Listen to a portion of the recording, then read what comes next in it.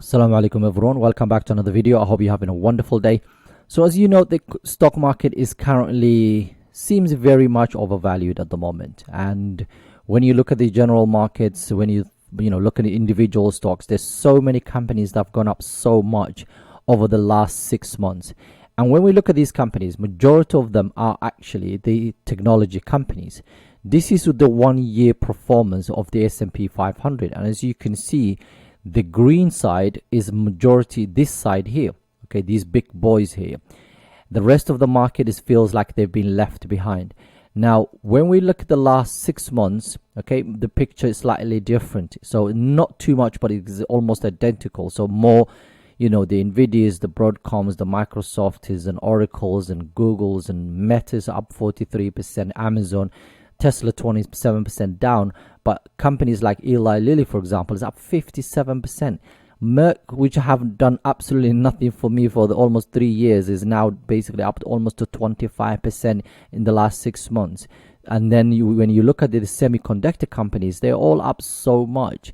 So right now it's just becoming if you look at the last 3 months, the picture is slightly different, because still the Nvidias and Apples have done really well, but the rest of the markets have not done well. We've got companies like Home Depot that's actually down like basically 12%, 13% almost.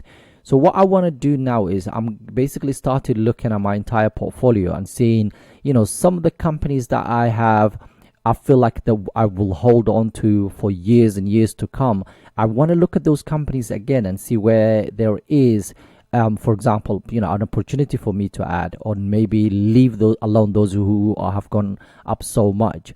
So in the next few weeks, I'm just going to look at my portfolio and pick maybe some individual stocks, and inshallah share with you guys my opinion on what I think, whether I'm going to hold on to it or basically get rid of them. Because remember, there is no harm in actually taking profit off the table, and I've been doing that, and I've done to quite a few companies that I own in this portfolio, and I'm going to continue doing that. So what I'm going to do is, inshallah, today is to share with you guys one of the companies that I own in this portfolio and see where where the valuation is at the moment. And if it is a buy, I'll probably add more. If it's a sell, not sell, but maybe not add to right now, I'll leave it alone. I'm not going to sell any companies just because they've gone so much, unless it's absolutely ridiculous. If I did own, to be honest with you, Nvidia, I probably would have sold it because it has gone up so much. Broadcom was closest, but I've actually trimmed it a few times, so I'm happy with it.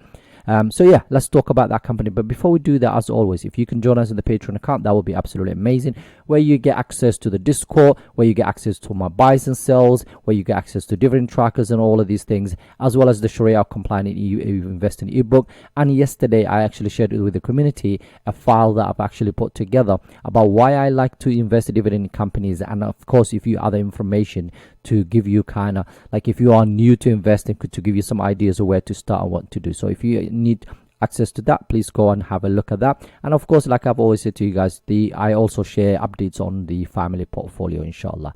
Right, so join us. And the company we're going to talk about today is this one here, this company, S&P Global. The company basically is one of the credit rating companies out there. They don't just do that, they do quite a few other things, which I'm going to go through with you guys in a second. But as you can see here, year to date is actually only up 1%. And as here you can see, Wall Street is actually saying it's strong buy right now. For the 1 year, it's up about 15%. For the last 6 months, only 2%. So it hasn't really done much. So I want to check this company again to see, okay, it hasn't done anything in a while. Is it actually a buy right now moving forward?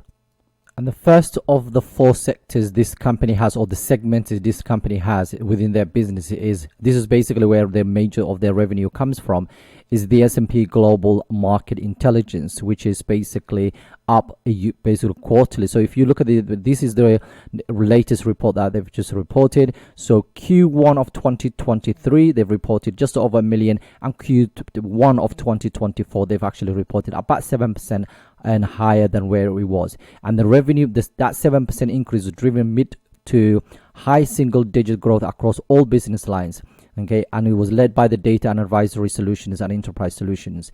Now the next one is a global ratings, which is again another segment within their business, and that was up about 29%. Now the next one is S&P Global Commodity Insights, again is up about 10%. So a year ago it was about 500 million, right now it's 500, almost to 60 million. Now that revenue growth basically increased 10%, driven by double-digit increase in price assessment, energy and resources, data and insight, and so on. And the final part, which is basically a part that they possibly might be selling, and I'll show you the article in a second, is the global mobility section, and that was up about 8%. And the reason I said that is because if this article came up recently where they said potentially the company might be selling it for $12 billion, and that was reported, I think it was not long ago, 30th of April, that was basically when it was reported. So overall, these are the different segments within this company, and it's very well diversified. And one thing I really like about this is this part here, where is the recurring revenue as percentage of the revenue was about 80% for this segment, and for last time it was 78, and there's now 80%. Again, they have another one here for the commodity insights, they've got about 80%. So again, this has not actually increased, but it's still the same.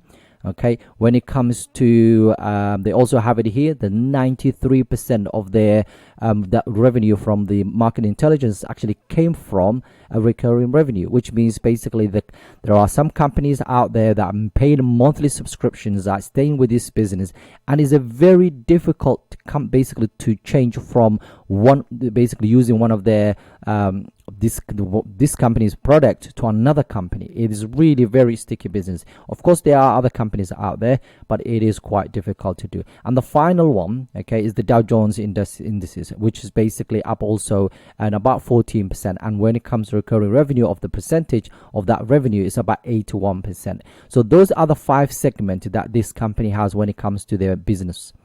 And for the overall entire basically market intelligence, about 35% of their business, which is basically the highest. The ratings part is about 26%. The commodity insights is about 16%. Mobility is 12%. And indices, basically, which is basically this part here that we're looking at, is 11% of the entire business. So they have a very well diversified portfolio of basically products that they actually use. So what I'm going to do now is going to share with you guys, as usual, just the one page that we normally use. As you can see, the company is the financials and financial exchanges of data. So they don't do anything with the banks. They actually are credit rating company. They don't deal with the debt side of it. They actually rate whether that debt is sustainable and so on. Okay, so they have a wide mode that includes high switching costs. So it's very difficult companies to move from this company to another company. An asset light structure. What this means is this. Okay, let's go back here and I'm going to tell you in a second. This is one of the reasons I really like their business model. In fact, let me just use Yahoo Finance. So here you can see in 2020, the company has reported $7.4 billion in terms of total revenue. Then it was 8.2, 11.1, 12.4, and 12.8. Now, this is how much they spent to make that revenue. So the gross profit for this company was $5 billion, $6 billion, $7 billion, $8 billion, $8.6 billion. So this is what I mean. They make in 12.8, and they actually gross profit is $8.6 billion. Of course, they're going to pay some taxes and all of that stuff, and then net income. Okay, so this is the take home more or less. Okay, $3 billion, $3 billion, 2.6. It was a bit of a decline, and it bounced back to 2.8. So this is what I like about this business. So they're not actually spending a lot of money to actually generate this revenue, which is quite nice. And that's what I mean by asset light, for example. Okay, structure, strong brand reputation. Okay, S&P has strong pricing power in its ratings, indexes, subscriptions, and Platts and business side of things. Okay, now they're currently trading $445 per share. EPS is almost $9, and when it comes to market cap, is almost $140 billion. We've seen it's already a wide economic mode, slightly volatile.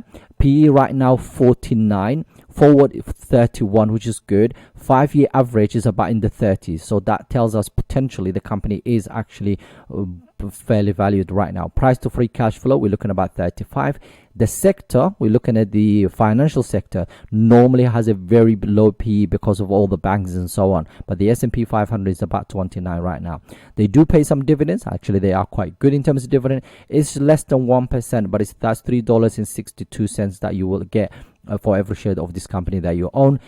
Payout ratio, we're looking at only 27%, so they do have room to increase. Latest increase was not great, but it was 1.1, but that, and for the 5-year growth rate, we're looking at about 12%, which is quite nice.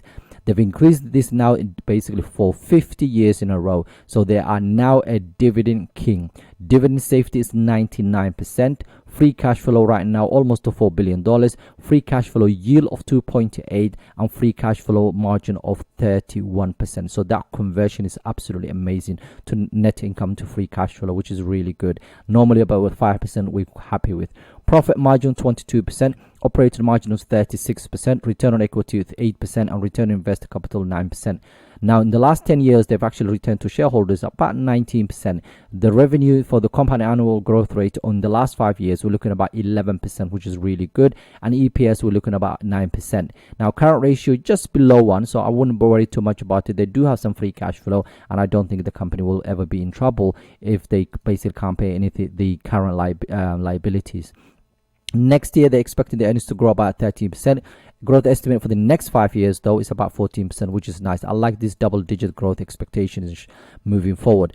Now, according to Morningstar, they're saying $430 is their target price, fairly valued at the moment. So 445 is basically where it's at now. 430 is basically what they're expecting. Now, according to Simply Wall Street, they're actually saying it's 246, overvalued by 78%. Very bearish, if you ask me.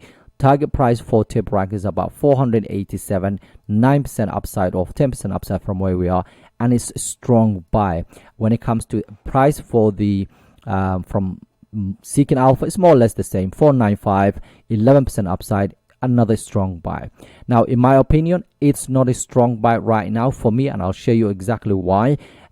But this, I think this is crazy. I do actually think this is actually realistic. If it hits probably less than 430, it will be really good, just to give yourself a margin of safety.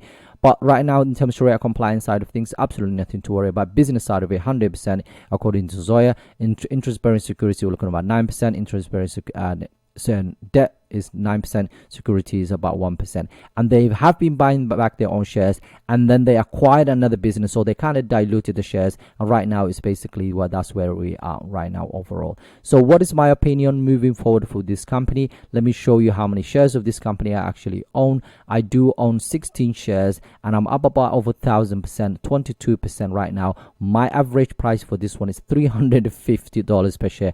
Like I've always said to you guys, how many times have I said I wish I bought more? So when these companies are overvalued, I don't want to buy too much, because I don't want to go over that 5% whatever limit, and then they just go up and up and up and up. But look at that, $350 per share is where they were. Like I said, if it comes down below 430, I will look at it again. Okay, so if that's the price basically Morningstar is actually expecting to this one here, okay, the 430, below 430, I think I would look at it again. So there you have it. That's the company that I wanted to share with you guys, as always, and I think it might be even my second biggest or third biggest also. It's about 5.3% of my entire portfolio. So that's the company that I wanted to share with you guys. There's a lot more that I will be going over in the next few weeks, and inshallah we might even see a correction coming up. This is the S&P 500 today, okay, and as you can see, there's some companies like Home Depot that's down about over 4%, because there's a company called Pool Oil Corporation, and that is down about 7%. And for that reason, the whole housing market basically has come down quite a bit. But the S&P 500, when it started this afternoon, when the market opened, was actually up. Right now we're going to the negatives, so we will see. There's elections, there's a lot of things happening. July is always in the kind of weird one. August is okay, and then September everything tanks. So we might see quite a lot of volatility coming up in the next few weeks. So if you got some cash lying around, hold on to it maybe for now. But as always, I'm not gonna lie to you and tell you what to do one thing and change whatever my mind or whatever.